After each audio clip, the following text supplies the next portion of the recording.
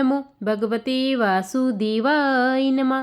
प्रणाम भक्तजनों, आज उत्पन्ना एकादशी है और यह एकादशी मार्गशीर्ष माह के कृष्ण पक्ष की 11वीं तिथि को भगवान विष्णु से उत्पन्न हुई थी।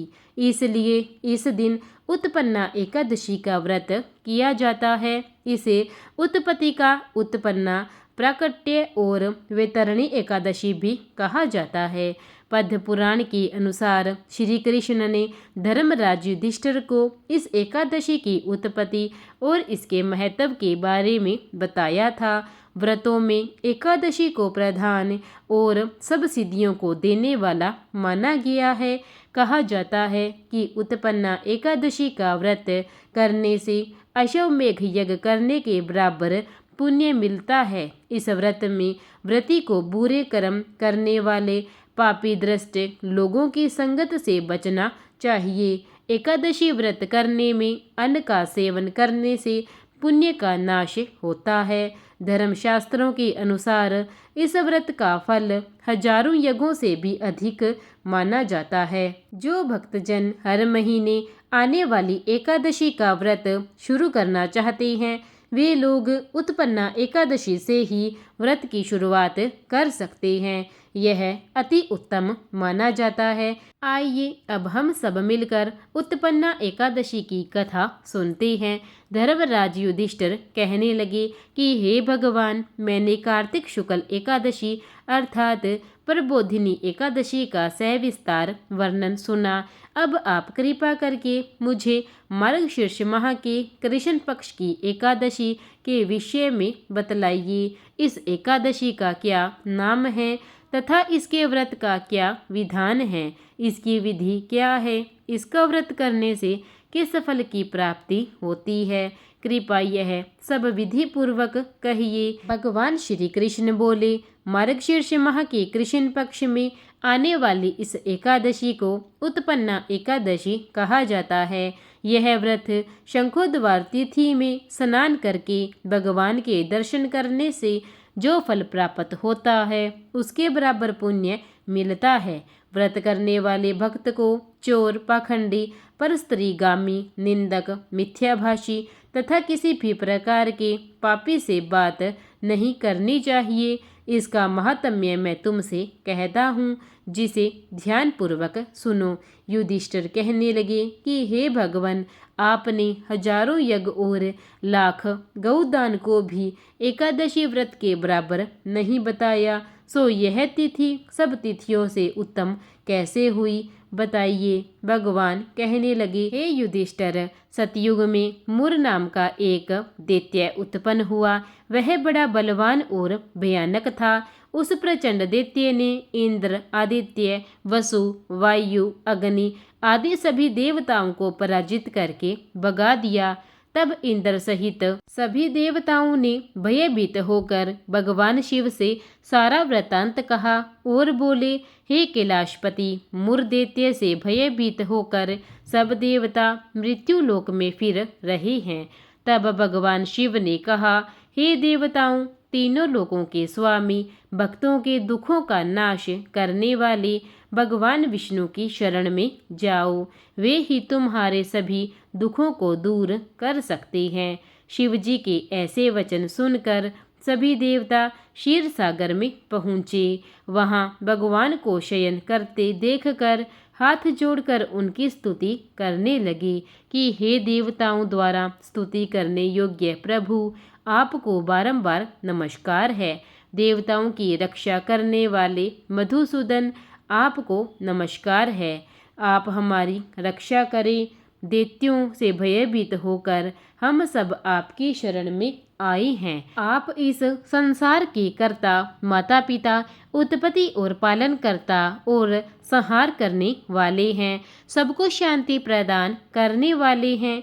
आकाश और पाताल भी आप ही हैं। सबके पितामह ब्रह्मा, सूर्य, चंद्र, अग्नि, सामग्री, होम, आहुति, मंत्र, तंत्र, जप, यजमान, यज्ञ, कर्म, कर्ता, भोक्ता सभी आप ही हैं। आप सर्वव्यापक हैं। आपके सिवा तीनों लोकों में चर तथा अचर कुछ भी नहीं है।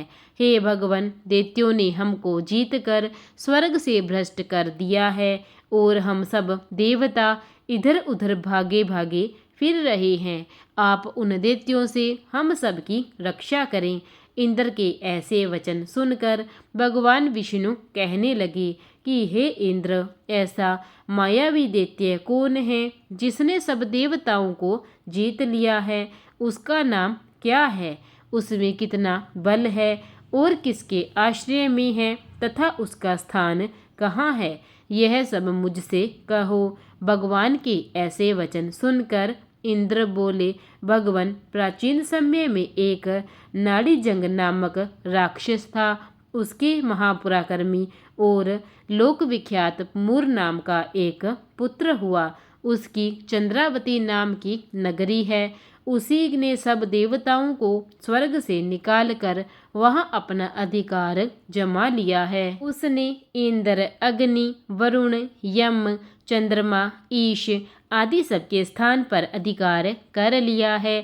सूर्य बनकर स्वयं ही प्रकाश करता है, स्वयं ही मेघ बन जाता है और सबसे अजेय है। हे असुर निकंदन, उस दृष्ट को मारकर देवताओं को अजय बनाइए। यह वचन सुनकर भगवान ने कहा, हे देवताओं, मैं शीघ्र ही उसका संहार करूँगा। तुम चंद्रावती नगरी जाओ। इस प्रकार कहकर भगवान सहित सभी देवताओं ने चंद्रावती नगरी की ओर प्रस्थान किया।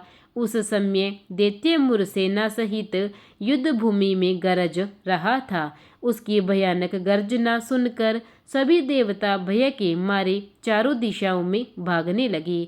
जब स्वयं भगवान रणभूमि में आए तो दैत्य उन पर भी अस्त्र शस्त्र आयुध लेकर दौड़े। भगवान ने उन्हें सर्प के समान अपने बाणों से बींध डाला। बहुत से दैत्य मारे गए, केवल मूर बचा रहा। वह अविचल भाव से भगवान के साथ युद्ध करता रहा। भगवान जो जो भी तीक्ष्ण बाण चलाते वह उसके लिए पुष्प सिद्ध होता। उसका शरीर छिन्न भिन्न हो गया, किंतु वह लगातार युद्ध करता रहा। दोनों के बीच मल्ल युद्ध भी हुआ। 10,000 वर्ष तक उनका युद्ध चलता रहा, किंतु मूर नहीं हारा। थक कर भगवान बद्री का आश्रम चले गए। वहाँ हेमवती नामक सुंदर गुफा थी। उसमें विश्राम करने के लिए भगवान उनके अंदर प्रवेश कर गए। यह गुफा 12 योजना लंबी थी और उसका एक ही द्वार था। विष्णु भगवान वहाँ योग निद्रा की गोद में सो गए। मूर भी पीछे पीछे आ गया और भगवान को सोया देखकर मारने को उद्यत हुआ।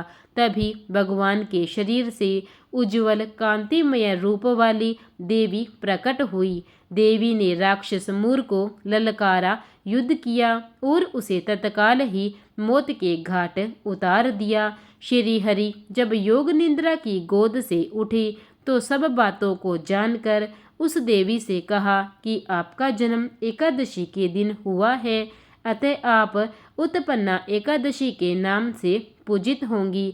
आपके भक्त वही होंगे जो मेरे भक्त होंगे। इसी प्रकार उत्पन्ना एकादशी की कथा का यही समापन होता है। प्रेम से बोलिए विष्णु महाराज की जय। प्रिय भक्तजनों, अगर कथा अच्छी लगी हो तो कथा को लाइक और चैनल को सब्सक्राइब जरूर करें। धन्यवाद।